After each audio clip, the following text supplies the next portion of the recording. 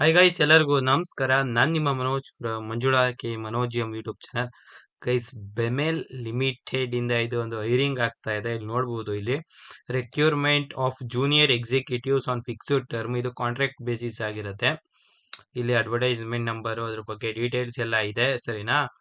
ಇಲ್ಲಿ details of the post ಬಗ್ಗೆ ನೋಡೋದಾದ್ರೆ, vacancies it manufacturing unit Bengaluru complex, ಬೆಂಗಳೂರಲ್ಲಿ ಆಗ್ತಾ ಇರೋದು ಇದು, ಸರಿನಾ? ಗುರು, job positions, vacancies, qualifications, post qualification experience, department of area of posting, upper age limit ಎಲ್ಲಾನು ಸಹ ಇದೆ. Junior executive mechanical or production or industrial engineering. ನೋಡಿ ಗುರು, 25 ವೇಕೆನ್ಸೀಸ್ ಇದೆ. ಇದು ಬಂದು ಎಕ್ಸ್ಪೀರಿಯನ್ಸ್ ಇರೋರಿಗೆ, ಆಯ್ತಾ?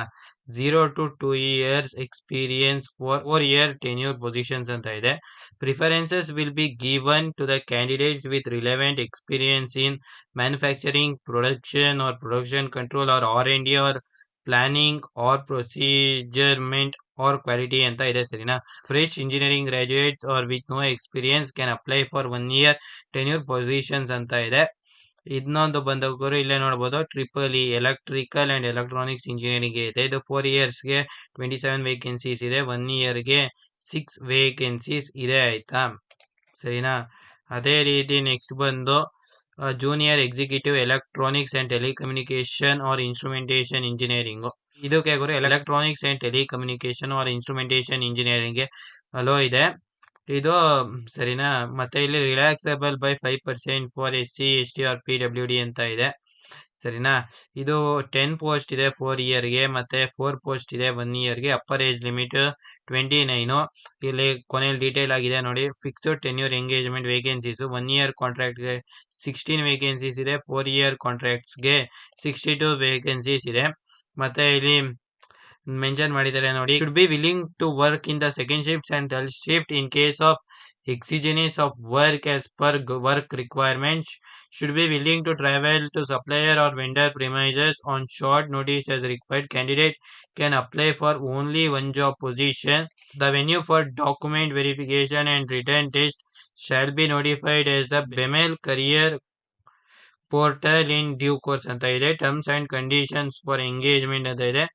The engagement will be based on the fixed basis for a period of 1 year or 4 years, depending on the preferences of particular tenure given by the candidate. Minimum qualifying marks for 1 year fixed tenure application shall be as follows. General OBC EWSಗೆ 60% ಇದೆ, SC STಗೆ 55% ಇದೆ. ಅದೇ ಗುರು 4 yearsಗೆ ಬಂದು ನಿಮ್ಮದು qualification exam B or B tech marks 60% ಇರಬೇಕು. SC ST PWDಗೆ 55% ಇರಬೇಕು. Qualification marks in written test 45 ಇರಬೇಕು ಗುರು. SC ST PWDಗೆ 40 ಇರಬೇಕು. ಇಲ್ಲಿ ಹಂಗೆ ಬರ್ತಾ ಇದ್ರೆ ಕೆಳಗಡೆ ನೋಡೋದಾದ್ರೆ ಇಲ್ಲಿ ನಿಮಗೆ ಸ್ಯಾಲ್ರಿ ಬಗ್ಗೆನೂ ಸಹ ಡೀಟೇಲ್ಸ್ನ ಮೆನ್ಷನ್ ಮಾಡಿದ್ದಾರೆ. ಫಸ್ಟ್ ಇಯರಲ್ಲಿ ನಿಮಗೆ 35,000 ಸ್ಯಾಲ್ರಿನ ಕೊಡ್ತಾರೆ.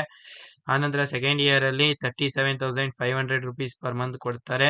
ಆನಂತರ ಥರ್ಡ್ ಇಯರ್ಗೆ ಬಂದು 40,000 rupees, ಫೋರ್ತ್ ಇಯರ್ಗೆ ಬಂದು 43,000 rupeesನ ಕೊಡ್ತಾರೆ, ಆಯ್ತಾ? Only Indian nationals May apply ಅಂತ ಇದೆ. ಲಾಸ್ಟ್ ಡೇಟ್ ಬಂದು ಇದನ್ನು ಅಪ್ಲೈ ಮಾಡೋಕ್ಕೆ 7th April ಅಂತ ಇದೆ. SC ST candidates are required to submit SC ST caste certificate in the format applicable for appointment to post under Government of India ಅಂತ ಇದೆ. ಇನ್ನು ಮಿಕ್ಕಿದ ಎಲ್ಲ ಡೀಟೇಲ್ಸ್ ಅವ್ರದ್ದು ಎಲ್ಲಾನು ಸಹ ಬರ್ದಿದ್ದಾರೆ. ನೀವು ಇದನ್ನ ಅವ್ರ ವೆಬ್ಸೈಟ್ ಅಲ್ಲೇ ಹೋಗಿ ಡೌನ್ಲೋಡ್ ಮಾಡ್ಕೋಬಹುದು. ಏನಾದ್ರು ಲಿಂಕ್ ಬೇಕು ಅಂದ್ರೆ ಲಿಂಕ್ ಅಂತ ಕಾಮೆಂಟ್ ಮಾಡಿ, ನಾನು ನಿಮಗೆ ಲಿಂಕ್ನ ಕಳಿಸ್ಕೊಡ್ತೀನಿ.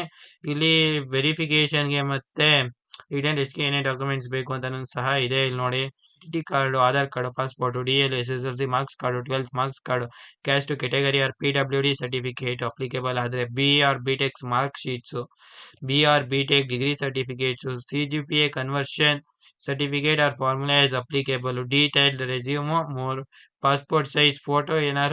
ನಿಮ್ಗೆ ಏನಾದ್ರು ಡೌಟ್ಸು, ಕ್ವೇರೀಸ್ ಏನಾದ್ರು ಇದ್ರೆ ಈ ಒಂದು ಮೇಲ್ ಐಡಿಗೆ ನೀವು ಮೇಲ್ನ ಮಾಡ್ಬೋದಾಗಿರುತ್ತೆ. Only candidates meeting all the eligibility mention here with qualification, age, caste category as applicable need to appear for the document verification and written test as applicable ಅಂತ ಇದೆ, ಸರಿನಾ? ಇದು 25ನೇ ತಾರೀಕು ಆಗಿದೆ ಅಂತ ಹೇಳ್ತಿದ್ದಾರೆ ನೋಟಿಫಿಕೇಶನ್. ಬಟ್ ವೆಬ್ಸೈಟಲ್ಲಿ ಅಪ್ಲೈ ಮಾಡಿದ್ದು ಲೇಟ್ ಆಗಿದ್ರೆ 28ನೇ ತಾರೀಕೇನೋ ಮಾಡಿದ್ರು ಅಂತ ಅನ್ಸುತ್ತೆ. ಈ ಒಂದು ಅಪ್ಡೇಟ್ ಬಗ್ಗೆ ನಿಮ್ಗೇನು ಅನ್ಸುತ್ತೆ ಕಾಮೆಂಟ್ ಮಾಡಿ. ನಿಮ್ಮ ಫ್ರೆಂಡ್ಸ್ಗೆ ಯಾರಿಗಾರು ಹೆಲ್ಪ್ ಆಗುತ್ತೆ ಅಂತ ಅನ್ಸಿದ್ರೆ ಶೇರ್ ಮಾಡಿ ಅಂತ ಹೇಳ್ತಾ ನಾನು ಈ ಒಂದು ವಿಡಿಯೋನ ಇಲ್ಲಿಗೆ ಎಂಡ್ ಮಾಡ್ತಾ ಇದ್ದೀನಿ. ಸಿಗೋಣ ಮತ್ತೊಂದು ವಿಡಿಯೋದಲ್ಲಿ. ಜೈ ಹಿಂದ್, ವಂದೇ ಮಾತರಂ.